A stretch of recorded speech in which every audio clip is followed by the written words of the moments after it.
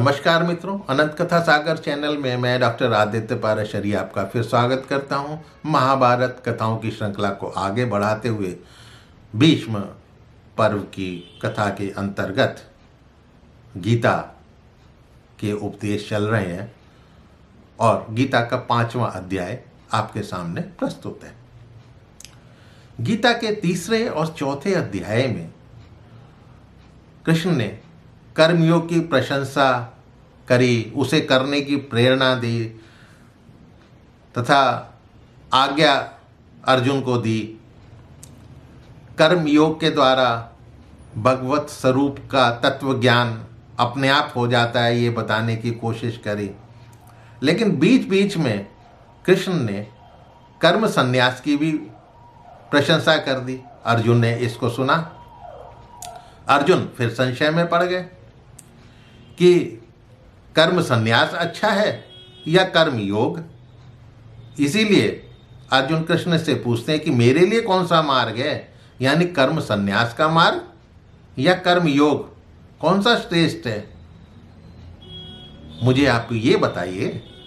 तो कृष्ण कहते हैं कि कर्म योगी ना किसी से द्वेष करता है, ना किसी वस्तु की आकांक्षा करता है, उसके अंदर कोई द्वंद्व यानी कॉन्फ्लिक्ट नहीं होता। वास्तव में सन्यास भी इसी स्थिति का ही नाम है। जो राग देश से रहित है वही सच्चा सन्यासी है, क्योंकि ना तो सन्यास आश्रम ग्रहण करने की आवश्यकता होती है, ना सांख्य योग यानी ज्ञान योग की। कर्मयोगी समस्त कर्म करते हुए भी वो सदा सन्यासी ही है और अनायासी वो कर्म बंधन से मुक्त हो जाता है। चाहे कर्म योग हो या ज्ञान योग हो, दोनों ही एक ही फल क्या है, परम तत्व की प्राप्ति हो जाती है। ऐसा नहीं है कि दोनों साधन अलग अलग फल देंगे। अब जैसे किसी को जाना तो अमेरिका हो, अब पूर्व की दिशा यानी जापान से होके चला जाए या पश्चिम की दिशा यूरोप के रास्ते चला जाए, पहुंचेगा तो अमेरिका ही।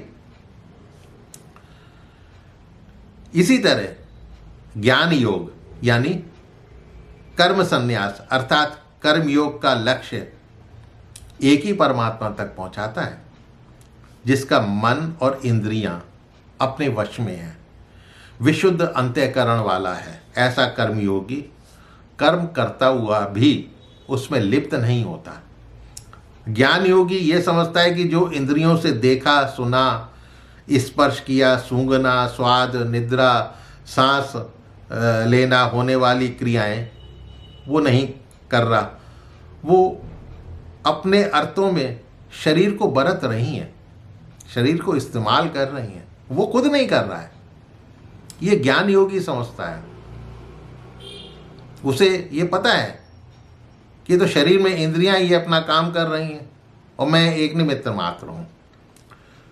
कर्मों को परमात्मा में अर्पण करके आसक्ति को त्याग कर कर्म करने वाला वो पाप से लिप्त नहीं होता।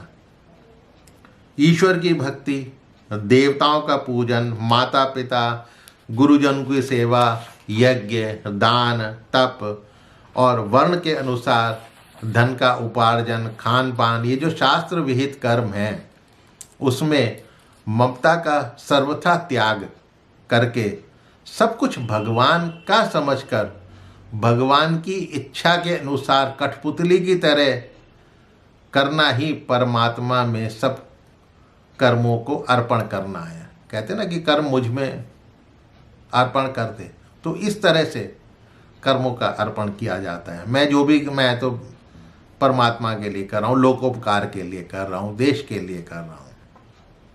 यदि देखा जाए तो आज के समय में हमारे प्रधानमंत्री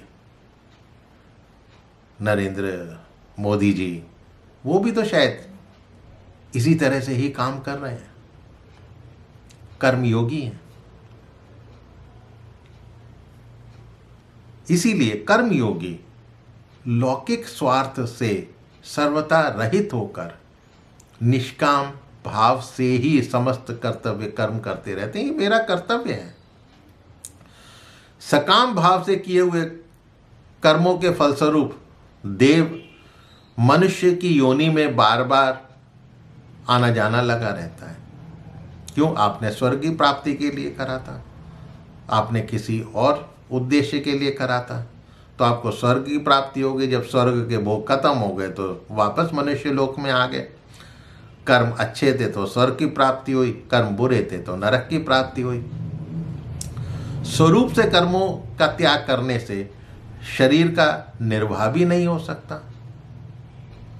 यदि आप बिल्कुल ही स्वरूप से अपने कर्मों का त्याग, यानी शरीर जो पैदा किया है उसका पेट भरने के लिए आप वो भी कर्म नहीं करेंगे तो भी तो नहीं चलेगा। मन से इन कर्मों का त्यागना ही सांख्य योगी या ज्ञान योगी का त्याग है।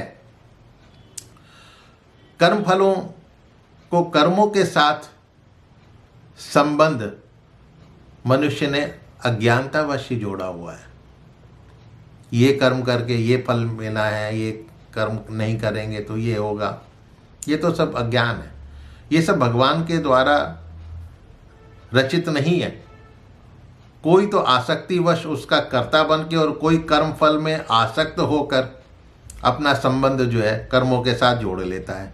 परमेश्वर किसी के भी पाप अथवा पुण्य कर्म को ग्रहण नहीं करता, किंतु अज्ञान द्वारा उसका ज्ञान ढका हुआ है, जिससे अज्ञानी पुरुष जो हैं मोहित हो रहे हैं।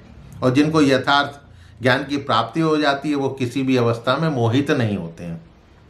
ज्ञानी जन को परिभाषित करते हुए ये कहा गया है कि ज्ञानी लोग विद्या विनय युक्त ब्राह्मण तथा गाय हाथी कुत्ते और चांडाल इन सबको एक ही दृष्टि से देखते हैं। जो पुरुष प्रिय वस्तु को पाकर खुश ना हो, अप्रिय को पाकर दुखी ना हो, जिसका मन इस तरह से संभाव में स्थित हो, उसे ही स्थिर बुद्धि कहा जाता है। ये मैं पहले भी कह चुका हूँ। वही सदा के लिए जन्म मरण से छूटकर परमात्मा में स्थित हो जाता है। एक जगह ये भी कहा गया है कि जो मनुष्य इस शरीर में शरीर का नाश होने से पहले ही काम क्रोध से उत्पन्न होने वाले वेग को सहन करने में समर्थ हो जाता है, वही पुरुष योगी है, वही सुखी है। पुरुष के लिए स्त्री और स्त्री के लिए पुरुष और दोनों के लिए ही पुत्र धन मकान स्वर्ग जो देखे सुने और मन इंद्रियों के जो विषय हैं उनमें आसक्ति होने से प्राप्त करने की जो इच्छा होती है उसी को काम कहा गया है। और काम के कारण जो मन में संकल्प या विकल्प पाना है तो कैसे पाना है, किस तरीके से पाना है, कब पाना है, ये विचारों का उत्पन्न होने वाला जो प्रवाह होता है इसी को वेग कहा गया है। और जब प्राप्ति में किसी के कारणवश बाधा आ जाती है तो वो कारण जो है मन में उत्तेजना को पैदा करता है, जिससे आपको क्रोध आता है, उसे क्रोध कहते हैं। और उस क्रोध के कारण जो संकल्प विकल्प यानी कैसे बाधा दूर किया जाए, कैसे जो लक्षित चीज़ है जो मेरा उद्देश्य है उसको पूरा करा जाए, और इसका प्रवाह जो क्रोध से उत्पन्न प्रवाह है वो भी वेग कहलाता है। इन्हीं वेगों को शांति पूर्वक सहने की शक्ति प्राप्त करना ही सहन करने में समर्थ होना है। इसीलिए कहा गया है कि भाई जो पुरुष अंतरात्मा में ही सुख वाला आत्मा में रमण करते हैं, उसी में ही मस्त रहते हैं और आत्मा में ही ज्ञान वाले हैं, वही सांख्य योगी जो है ब्रह्म को प्राप्त होते हैं। अब आगे जो है वो ध्यान योगी की महिमा का वर्णन करने की कोशिश कर, उन्होंने एक नया आयाम जोड़ दिया कृष्ण ने कि बाहर के विषयों को क्षणभंगुर अनित्य दुखमय दुखों का कारण समझकर उसके समस्त स्वरूप यानी चित्रों इमेजेस जो भी आपके दिमाग में आती हैं उसके अंतःकरण से निकाल दो। उनकी स्मृति को नष्ट कर देना ही वो एक ध्यान लगाना है। और फिर जब आप इनको अपने मन से निकाल देते हैं फिर नेत्रों की दृष्टि को भ्रकुटी के बीच में स्थित कर अपने नासिका के जरिए जो विचरने वाले प्राण और अपान वायुओं को, सांसों को, उनकी लय को कंट्रोल करके जो इंद्रिय, मन और बुद्धि को जीत लेता है, ऐसा मुनि इच्छा, भय और क्रोध से रहित होकर मुक्त हो जाता है। ये ध्यान योग के बारे में उन्होंने संक्षेप में बताने की कोशिश करी। अब जो कर्म योग, सांख्य योग, ध्यान योग करने में समर्थ नहीं है, उसके लिए भक्ति योग का भी उन्होंने एक नया आयाम जोड़ दिया कि मेरा भक्त इस बात को जान लेता है कि भगवान मेरे प्रेमी हैं, जो करते हैं वो अच्छा ही करेंगे, प्रत्येक अवस्था में जो कुछ होता है उसको मेरा मंगल विधान समझकर मुझे सदा प्रसन्न रहना है, उसे शांति मिल जाती है। ठीक है। अब यहाँ पे जो है अर्जुन जो है फिर कंफ्यूज हो गए, ये क्या नए नए जो है मुझे जो है पाठ पढ़ा रहे हैं। अब आगे 6ठे अध्याय में कृष्ण अर्जुन को क्या समझाते हैं, उसके लिए इंतज़ार कीजिए। तो मित्रों, मेरा चैनल सब्सक्राइब करना मत भूलिएगा। उम्मीद है कि आपको पसंद अवश्य आ रहा होगा। आपके सुझाव कमेंट बॉक्स में आमंत्रित है। तो मिलता हूँ 6ठे अध्याय को लेकर अगले एपिसोड में। तब तक के लिए नमस्कार।